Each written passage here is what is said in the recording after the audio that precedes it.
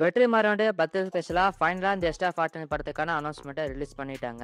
ஏற்கனவே நம்ம சொன்ன அப்டேட்டை இப்போ வந்து பார்த்தீங்கன்னா அஃபிஷியலா வந்து கன்ஃபார்ம் பண்ணியிருக்காங்க. ஸோ எஸ்டிஆருடைய 49வது திரைப்படமா இது இருக்கும் அப்படிங்கிற மாதிரி அஃபிஷியலா வந்து கன்ஃபார்ம் பண்ணியிருக்காங்க. அண்ட் அதே மாதிரி இது வந்து பார்த்தீங்கன்னா வெற்றிமாறன் சினிமாட்டிக் யூனிவர்ஸா இருக்க போது வடச்சென்னை படத்து கூட இந்த படம் பார்த்தீங்கன்னா லிங்க் ஆக போகுது. ஸோ அதுக்கு தகுந்த மாதிரி இந்த அனௌன்ஸ்மெண்ட் வீடியோவில் வந்து பார்த்தீங்கன்னா எஸ்டிஆர் வந்துட்டு ஒரு பிளேஸ்க்குள்ள போறாரு. அதாவது அது வந்து பார்த்தீங்கன்னா தனுஷுக்கு அந்த வடச்சென்னை பிளேஸ் தான். அந்த பிளேஸ்க்குள்ள நம்ம எஸ்டிஆர் வந்துட்டு உள்ள போற மாதிரி சின்னதா கட்டொன்னு பண்ணிருக்காங்க. அண்ட் அதே மாதிரி இந்த வீடியோல பாத்தீங்கன்னா இந்த படத்துல யாரு மியூசிக் பண்ண போறா அப்படிங்கறத கன்ஃபார்ம் பண்ணல. இப்போதைக்கு பாத்தீங்கன்னா ஜிவி பிரகாஷ் குமார் கிட்ட டாக்ஸ் போயிட்டு இருக்கு அப்படிங்கிற மாதிரி சொல்லப்படுது. மேபி அவர் தான் மியூசிக் பண்றதுக்கான வாய்ப்புகள் நிறைய இருக்குன்னு நினைக்கிறேன். அண்ட் அதே மாதிரி அப்டேட் ஜூன் அப்படிங்கிற மாதிரியுமே சொல்லியிருக்காங்க. ஸோ சீக்கிரமாவே பாத்தீங்கன்னா இந்த படத்துக்காக பாத்தீங்கன்னா ஒரு அனௌன்ஸ்மெண்ட் வீடியோ ஒன்று எடுத்து வச்சிருக்காங்க. அதே மாதிரி பாத்தீங்கன்னா ரிலீஸ் பண்ண போறாங்க. ஸோ அதை எப்ப ரிலீஸ் பண்ண போறாங்க அப்படின்னு பார்க்கும்போது அதை பத்தியுமே நியூஸ் ஒன்று கிடைச்சிருக்கு. அந்த வகையில பாத்தீங்கன்னா அடுத்த மாசம் அக்டோபர் மந்த் ரிலீஸ் பண்ண போறாங்க அப்படிங்கிற மாதிரி சொல்லப்படுது. அக்டோபர் மந்த் ஸ்டார்டிங்ல பாத்தீங்கன்னா ஆயுத பூஜா வருது. சோ ஆயுத பூஜா ஸ்பெஷலா அந்த அப்டேட்டை ரிலீஸ் பண்றதுக்கான வாய்ப்புகள் இருக்கு அப்படிங்கிற மாதிரி சொல்லப்படுது. அண்ட் ஏற்கனவே அந்த ப்ரோமோவை பாத்தீங்கன்னா இண்டஸ்ட்ரியில ஒரு சில பேர் வந்து பார்த்திருக்காங்க. அண்ட் பார்த்தவங்க எல்லாமே பாத்தீங்கன்னா இந்த ப்ரோமோ வந்து சூப்பரா இருக்கு, இதுவே படத்துக்கு நல்லா ஹைப் கிரியேட் பண்ணும் அப்படிங்கிற மாதிரி சொல்றாங்க. சோ அந்த ப்ரோமோவை எப்ப ரிலீஸ் பண்ண போறாங்க அப்படிங்கறத வெயிட் பண்ணி பார்க்கலாம். சோ எது எப்படியோ ஃபைனலா பாத்தீங்கன்னா இந்த எஸ்டா 49 ப்ராஜெக்ட்டுக்கான அனௌன்ஸ்மெண்ட்டை ரிலீஸ் பண்ணிட்டாங்க.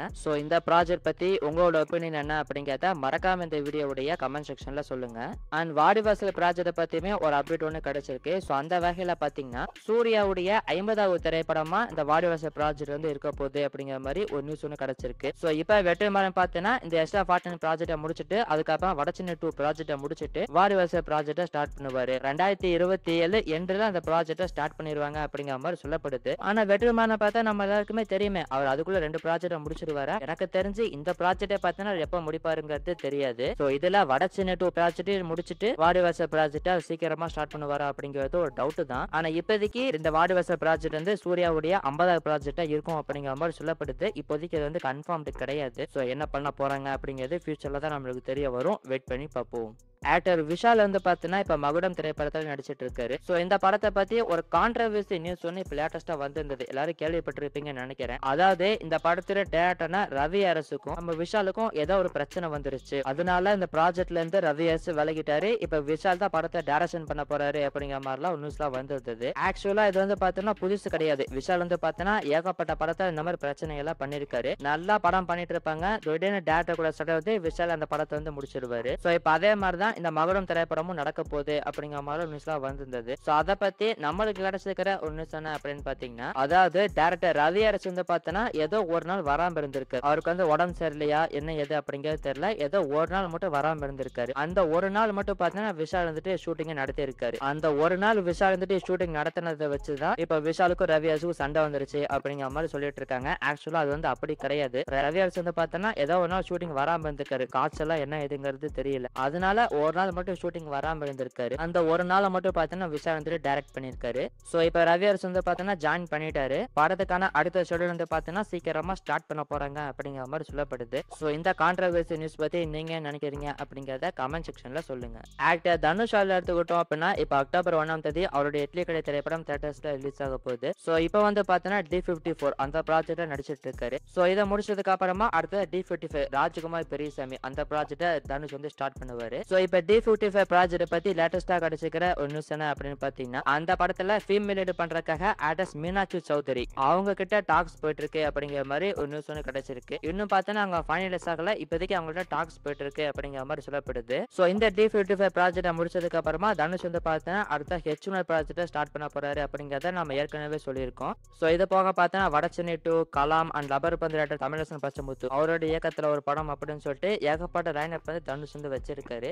ஸோ இது போக அடுத்ததா தனுஷ் பண்ண போற ஒரு ப்ராஜெக்ட பத்தியுமே ஒரு அப்டேட் ஒன்று கிடைச்சிருக்கு. ஸோ அந்த வகையில பாத்தீங்கன்னா 3வது தடவை தெலுங்குல இன்னொரு படம் பண்ண போறாரு அப்படிங்கிற மாதிரி ஒரு அப்டேட் ஒன்று கிடைச்சிருக்கு. அண்ட் அந்த வகையில அந்த படத்தை வந்து பாத்தீங்கன்னா வேணு உடுகோலா அப்படிங்கிற ஒரு டேரக்டர் வந்து பாத்தீங்கன்னா டைரக்ஷன் பண்ண போறாரு. ஸோ இவர் வந்து பாத்தீங்கன்னா இதுக்கு முன்னாடி விராட்டா பர்வன் அப்படிங்கிற ஒரு படத்தை டைரக்ஷன் பண்ணிருக்காரு. ஸோ அந்த படத்தை வந்து பாத்தீங்கன்னா UV கிரியேஷன்ஸ் அவங்க ஒரு ப்ரொடியூஸ் பண்றதுக்கான வாய்ப்புகள் இருக்கு அப்படிங்கிற மாதிரி சொல்லப்படுது. ஸோ இப்போதைக்கு பாத்தீங்கன்னா இதுக்கான டிஸ்கஷன்ஸ் போயிட்டு இருக்கு அப்படிங்கிற அப்படிங்கிற மாதிரி சொல்லப்படுது. இன்னும் வந்து இந்த ப்ராஜெக்ட் வந்து ஃபைனலைஸ் ஆகல. ஸோ இதுக்கான அஃபிஷியல் அனௌன்ஸ்மெண்ட் எது வருதா அப்படிங்கிறத வெயிட் பண்ணி பார்க்கலாம். ஆக்டர் மகேஷ் பாபுடைய SSMP 29 திரைப்படத்தை எடுத்துக்கிட்டோம் அப்படின்னா இந்த ப்ராஜெக்ட்டுக்கான டோட்டல் பட்ஜெட் வந்து 1000 கோடி அப்படிங்கிறதெல்லாம் உங்களுக்கே தெரியும். ஸோ இப்போ வந்து பார்த்தீங்கன்னா அதை கொஞ்சம் எக்ஸ்டெண்ட் பண்ணி 1200 கோடியில அந்த ப்ராஜெக்டை எடுக்க போறாங்க அப்படிங்கிற மாதிரி ஒரு நியூஸ் ஒன்று கிடைச்சிருக்கு. அதாவது இந்த ப்ராஜெக்ட் வந்து பார்த்தீங்கன்னா 2 பார்ட்டா வரப்போகுது. அதனால 2 பார்ட்டுக்குமே சேர்த்து 1200 கோடி ரூபாய் பட்ஜெட்ல எடுக்க போறாங்க அப்படிங்கிற மாதிரி ஒரு நியூஸ் ஒன்று கிடைச்சிருக்கு. ஆக்சுவலா இப்போ இடையில வந்து பார்த்தீங்கன்னா ஒரு நியூஸ் வந்திருந்தது. நம்ம கூட வந்து சொல்லியிருந்தோம் இந்த ப்ராஜெக்டை ஃபர்ஸ்ட் வந்து 2 பார்ட்டா எடுக்கலாம் அப்படிங்கிற மாதிரி பிளான் பண்ணி இப்போ அதெல்லாம் வேணா ஒரே பார்ட்ல படத்தை எடுத்துடலாம் அப்படிங்கிற மாதிரி பிளான் பண்ணியிருக்காங்க அப்படிங்கிற மாதிரி நியூஸ் வந்திருந்தது. ஆனா இப்போ மறுபடியும் பார்த்தீங்கன்னா 2 பார்ட்டாவே படத்தை எடுக்கலாம் அப்படிங்கிற மாதிரி பிளான் பண்ணி இப்போ 1200 கோடி ரூபாய் பட்ஜெட்ல படத்தை எடுக்க போறாங்க அப்படிங்கிற மாதிரி ஒரு நியூஸ் ஒன்று கிடைச்சிருக்கு.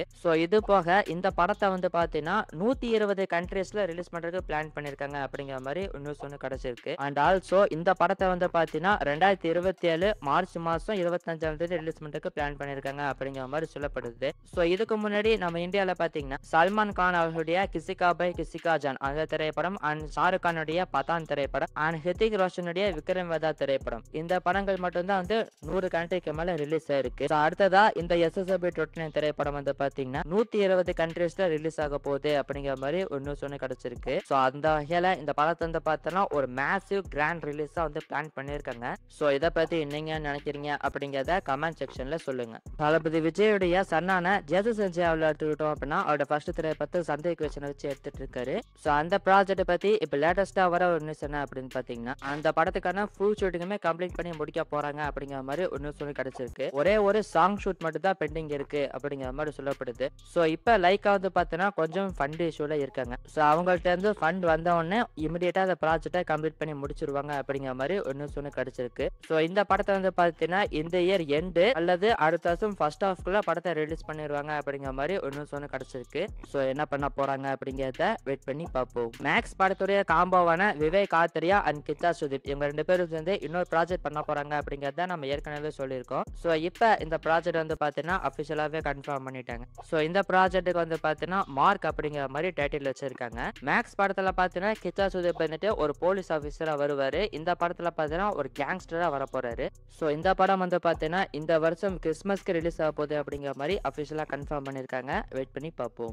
இப்போ ரீசெண்டாக தான் பார்த்தீங்கன்னா லோகா திரைப்படம் தியேட்டர்ஸ்ல ரிலீஸ் ஆயிருந்துச்சு. அண்ட் ஆடியன்ஸ் கிட்ட பாசிட்டிவான ரெஸ்பான்ஸுமே படத்துக்கு கிடைச்சிருந்தது. அண்ட் இந்த லோகா திரைப்படம் வந்து பார்த்தீங்கன்னா 100 கோடிக்கு மேல கலெக்ட் பண்ணிருக்கு. ஸோ இந்த லோகா படம் வந்து பார்த்தீங்கன்னா சாப்டர் 1 அப்படிங்கிற மாதிரி ரிலீஸ் பண்ணியிருக்காங்க. இன்னும் நிறைய சாப்டர்ஸ் படத்தில் பார்த்தீங்கன்னா இருக்க போகுது. ஸோ அதை பத்தி இப்போ லேட்டஸ்டா வர ஒரு நியூஸ் என்ன அப்படின்னு பார்த்தீங்கன்னா இந்த லோகா படம் வந்து டோட்டலா 5 பார்ட்ஸ் கொண்ட ஒரு திரைப்படமா இருக்க போகுது அப்படிங்கிற மாதிரி ஒரு நியூஸ் ஒன்று கிடைச்சிருக்கு. லோகா சாப்டர் 5 தான் படத்துடைய கடைசி பார்ட்டா இருக்கும் அப்படிங்கிற மாதிரி சொல்லப்படுது. ஸோ இதுக்கான அஃபிஷியல் அனௌன்ஸ்மெண்ட் வருதா அப்படிங்கிறத வெயிட் பண்ணி பார்ப்போம்.